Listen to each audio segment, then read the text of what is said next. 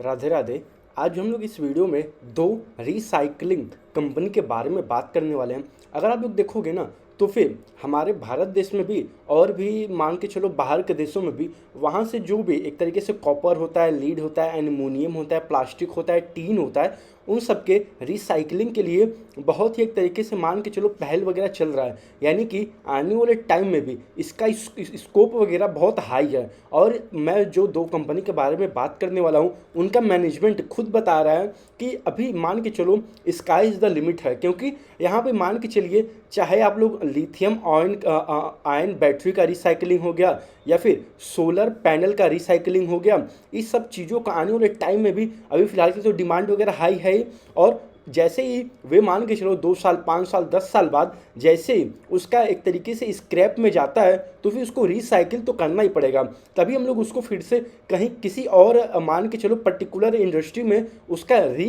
Use हो पाएगा। तो फिर अगर हम लोग सबसे पहले बात करें इसका जो भी कंपनी है फिलहाल के लिए यहाँ पे, तो फिर स्टार्ट करने से पहले ही वीडियो में आप लोग को छोटी सी बात बता दूं, ये कोई भी बाई और सेल रिकमेंडेशन बिल्कुल भी नहीं है। ये बस एक वीडियोस मान के चलिए एजुकेशनल पर्पज के लिए ही है। आप लोग अपना रिसर्च वगैरह प्लीज़ खुद कीजिएगा। तो चलिए स्टार्ट करते हैं। सबसे पहले अगर हम लोग आज बात करेंगे जैन रिसोर्सेज रिसाइकलिंग लिमिटेड का, तो अगर आप लोग इनका देखोगे तो फिर ये हाल में ही इनका आईपीओ आ रखा है। और साथ में आप लोग अगर देखोगे ना तो फिर इनका मान के चलिए Q1 और Q2 का नंबर भी हाल में ही आ रखा है। तो फिर Q1 का नंबर तो कुछ उतना खास तो नहीं था इनका, लेकिन अगर आप लोग एक तरीके से ओवरऑल देखोगे Q2 में बहुत ही अच्छे तरीके से इनका ग्रोथ हुआ है। तो फिर अगर हम लोग बात करें H1 में यानी कि H1 FY26 में इनका आप लोग देखोगे तो फिर 27% का ग्रोथ हुआ है as compare to the last year के H1 FY25 से।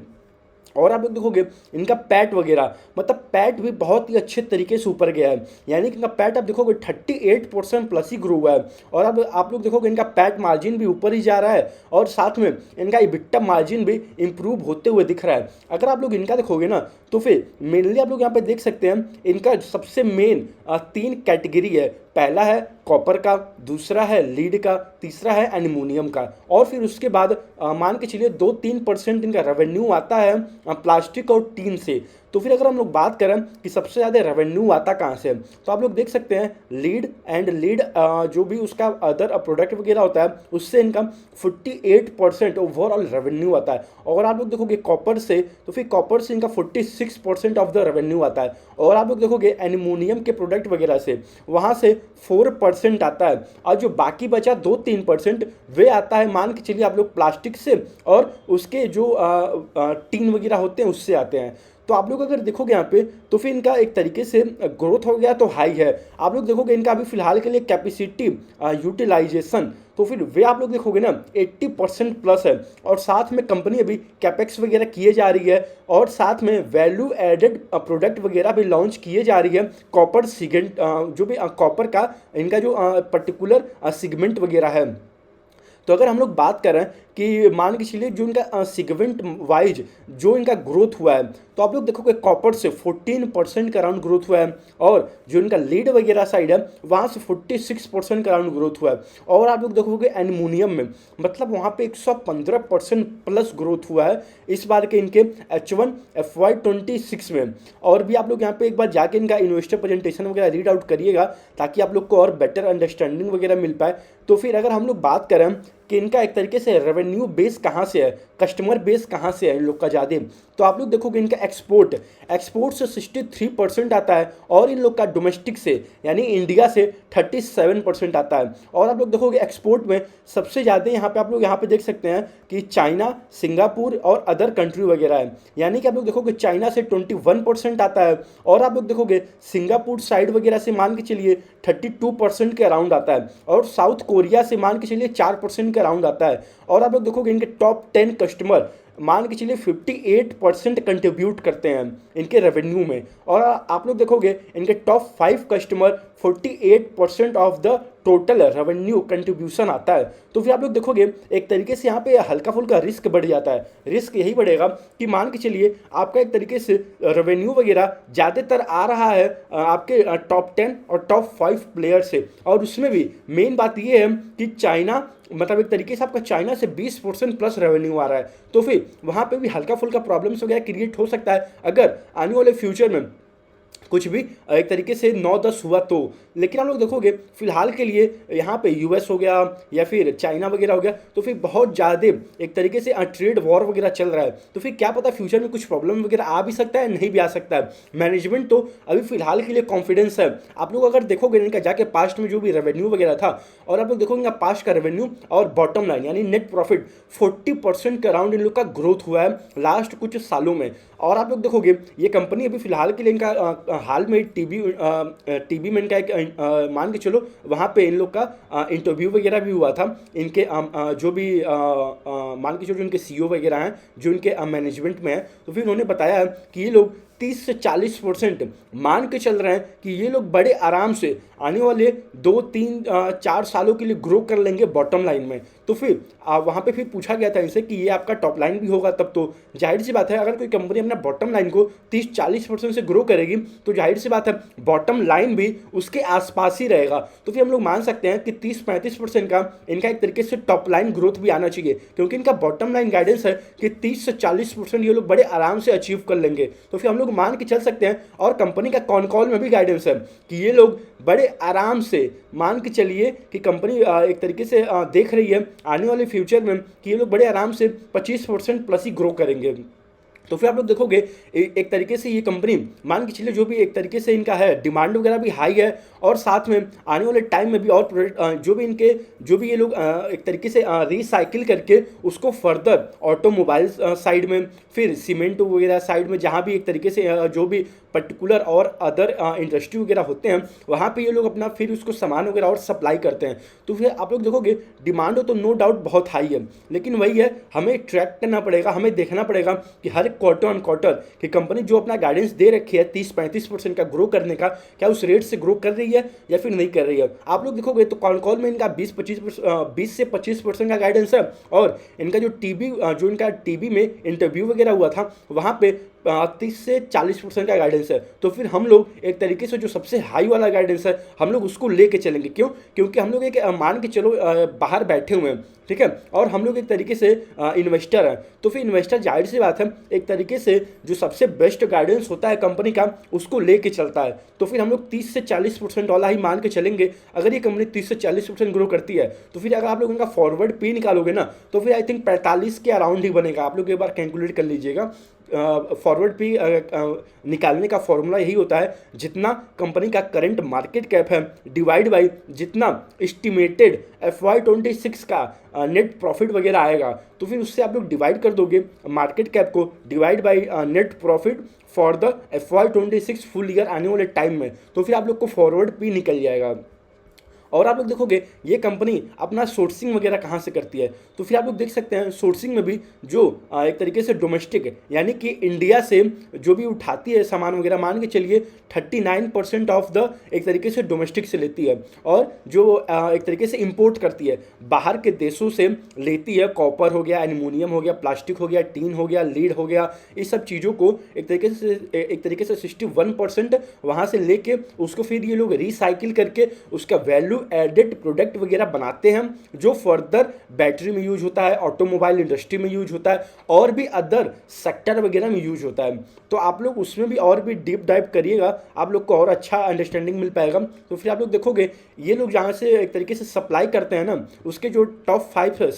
जो इनके मान के चलिए जो इनके सप्लायर हैं वे 42% प्लस ही देते हैं इनको, और इनके जो टॉप 10 सप्लायर हैं वे 51% के अराउंड है। तो नो डाउट तो डिमांड तो यहाँ पे एक तरीके से हाई दिख रहा है, लेकिन वही है हमको ट्रैक करना पड़ेगा, हमको देखना पड़ेगा कि आने वाले फ्यूचर में क्या ग्रोथ रहता है और क्या ग्रोथ नहीं रहता है। तो एक बार आप इनका जाके इन्वेस्टर प्रेजेंटेशन और इनका कॉन कॉल एक बार जरूर आप लोग रीड आउट करिएगा, ताकि आप लोग को और बेटर अंडरस्टैंडिंग वगैरह अच्छे तरीके से मिल पाए। आप लोग अगर यहाँ पे देखोगे, एक बार मैं यहाँ पे आप लोग को दिखा दूँ कि इनका FY25 में एक तरीके से आप लोग अगर कंपेयर करोगे FY23 से, ठीक है, तो फिर 52% का एक तरीके से इनका रेवेन्यू ग्रोथ हुआ था। तो नो डाउट एक तरीके से आप लोग देखोगे ना, डिमांड तो हाई है आने वाले टाइम में भी, क्योंकि यहाँ पे एक तरीके से एल्युमिनियम का, कॉपर का, लीड का, प्लास्टिक का, टीन का, इस सब का एक तरीके से आने वाले टाइम में भी उसका एक तरीके से जो भी मान के चलो उसको रिसाइकिल करना होगा, उसका डिमांड हाई होता जाएगा। क्यों?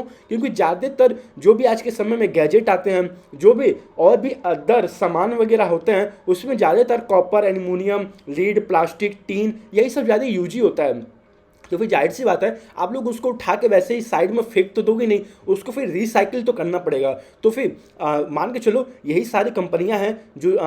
ये सारी मान के चलो रिसाइकिल करती हैं, ताकि और फर्दर उस जो भी रिसाइकिल करके वैल्यू एडेड प्रोडक्ट वगैरह बनाया गया है उससे, ताकि और फर्दर कुछ उसका इस्तेमाल हो सके। तो आप लोग के लिए चलिए मैं एक और कंपनी का आप लोग को यहाँ पे बात कर देता हूँ, POCL लिमिटेड के बारे में। आप लोग देखोगे इनका मैंने एक तरीके से कुछ दिन पहले भी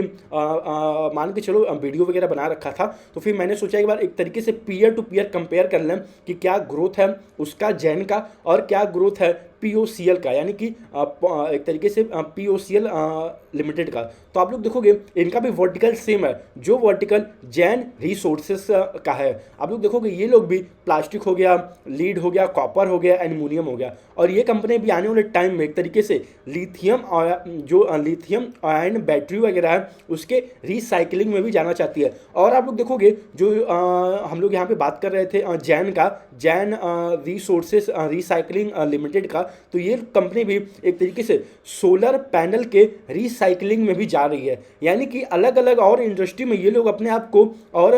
बढ़ा रहे हैं अपना प्रेजेंस वगैरह। तो फिर आप लोग देखोगे आने वाले टाइम में नो डाउट है रिसाइकलिंग बहुत अच्छे लेवल पे ऊपर जाएगा, लेकिन वही है हमें देखना पड़ेगा, हमें हर एक क्वार्टर ऑन क्वार्टर ट्रैक करना पड़ेगा कि कौन सी कंपनी किस रेट से ग्रो कर रही है, क्या आपने दिए गए गाइडेंस पे कंपनी स्टिक कर पा रही है या फिर नहीं कर पा रही है। और हमें यह भी देखना होगा कि जो कंपनी हमें गाइडेंस वगैरह दे रही है, तो फिर क्या कहीं मतलब ऐसा तो नहीं है ना कि उनका पी रेशियो ऑलरेडी बहुत हाई है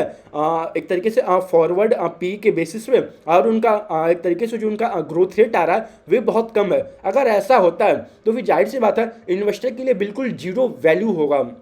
लेकिन अगर मान के चलिए ग्रोथ जो उनका एक तरीके से टॉप लाइन ग्रोथ है वे हाई है, साथ में उनका पी रेशियो भी एक तरीके से ठीक ठाक है, न ज़्यादा है न कम है, यानी एक तरीके से मान के चलिए एक तरीके से फॉरवर्ड पी के बेसिस पे जो उनका ग्रोथ आ रहा है उसको अगर वे जस्टिफाई कर रहा है तो ही अच्छा डील बनेगा। लेकिन अगर मान लो ऑलरेडी पी रेशियो किसी कंपनी का 50 है, 100 है, 200 है, तो फिर जाहिर सी बात है, और अगर वे कंपनी 20% 25% से ग्रो कर रही है और उसका पी रेशियो बन के आता है, सपोज मान लो अगर आप लोग 80 का, 100 का, 150 का, तो जाहिर सी बात है वहाँ पे आपके लिए कोई भी वैल्यू नहीं क्रिएट होगा। लेकिन अगर उसका अपोजिट होता है, मान लो ठीक है कंपनी ग्रो कर रही है 30%, 40%, 50%, ठीक है, और उसका 1 ईयर फॉरवर्ड पी बन के आता है कि 40%, 50%, 45% या फिर 30%, सॉरी या फिर एक तरीके से 40 बन के आ रहा है, या फिर 50 का पी बन के आ रहा है, या फिर 30 का पी बन के आ रहा है फॉरवर्ड बेसिस पे एक तरीके से, तो फिर वहाँ पे डील बनेगा। लेकिन अगर उसका अपोजिट हो जाता है,